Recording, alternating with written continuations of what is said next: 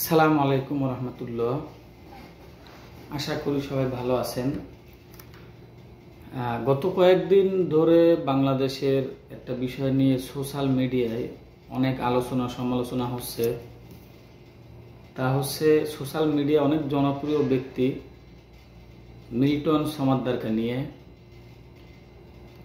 তা মিল্টন সমাদ্দার এতদিন আমরা দেখেছি অনেক অজ্ঞাত বৃদ্ধ অসুস্থ রোগীদেরকে নিয়ে কাজ করতেছে। তো গত কয়েকদিন থেকে কিছু মিডিয়ায় তার বিরুদ্ধে বেশ কিছু অভিযোগ তুলেছে। সেটা হলো সে লক্ষ লক্ষ টাকা কালেকশন করে সেটা নিজে আত্মসাৎ করে এবং অল্প কিছু সংখ্যক লোকদের চিকিৎসা সেবা দেয় আশ্রয় কেন্দ্রে, সেটা বেশি প্রচার করে যে অনেক লোক আছে। তারপরে আরেকটা অভিযোগ, সে অসুস্থ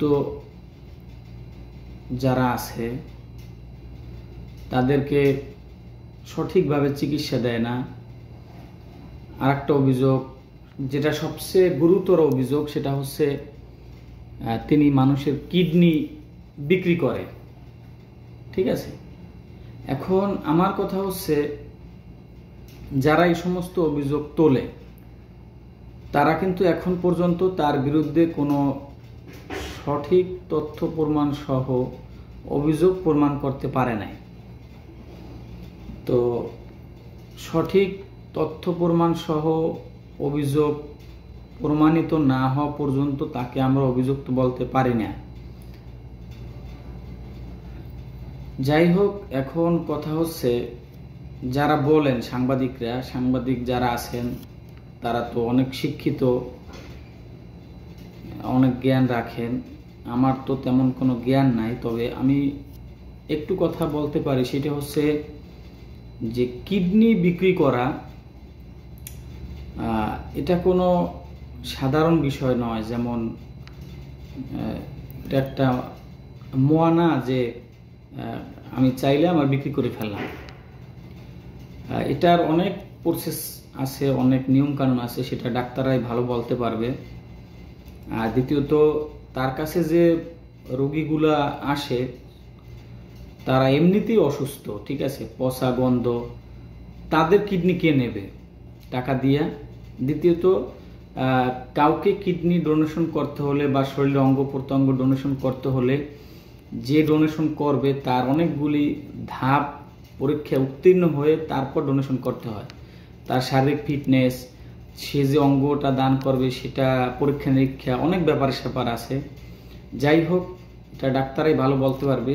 যারা আমি মনে করি যারা অভিযোগ করেন যে সে কিডনি বিক্রি করে, আদৌ কি এটা সম্ভব একজন সাধারণ মানুষের দ্বারা?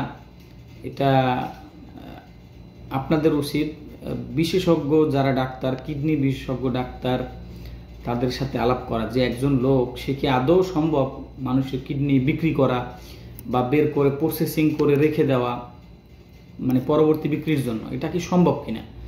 আমার মনে হয় এটা কখনোই সম্ভব না। কারণ বাংলাদেশে চিকিৎসা সেবা এখনো অত উন্নত হয় না যে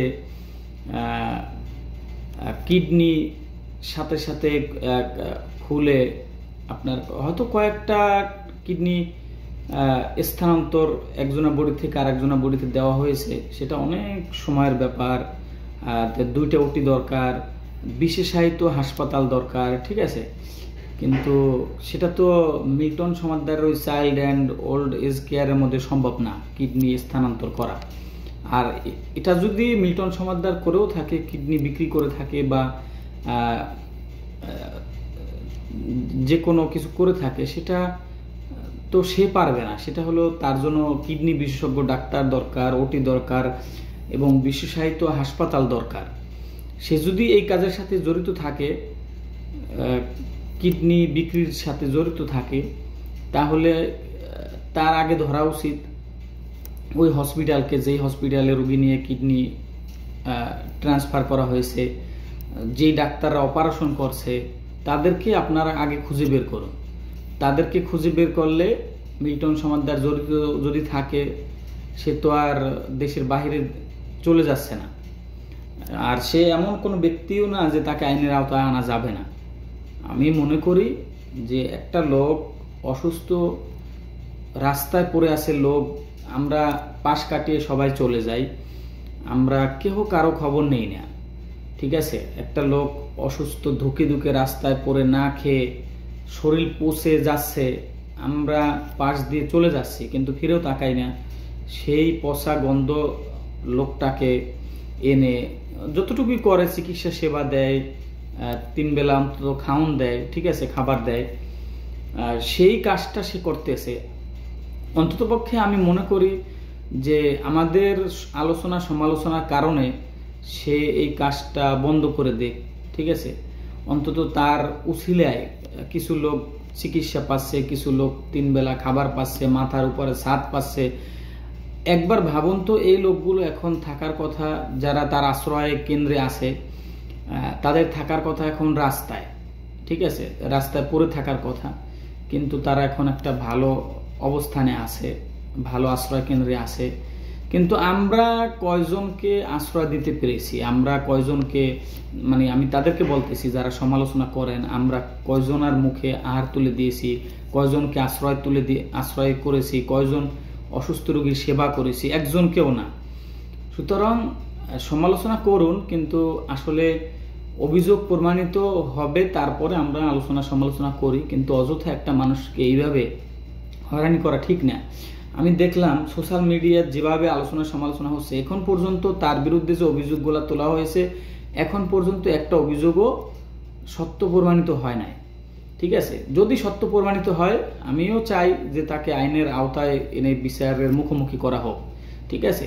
তবে সবার কাছে অনুরোধ যে কেহ শুধু মিল্টন সমাদ্দারকেই না, যারা এভাবে সামাজিক কর্মকাণ্ড করে, কাজ করে, তাদেরকে আমরা উৎসাহ দেব পারলে, কিন্তু এমন কাজ, আমরা এমন কথা বলবো না যার কারণে সে এই কাজটা থেকে ফিরে আসে, ঠিক আছে।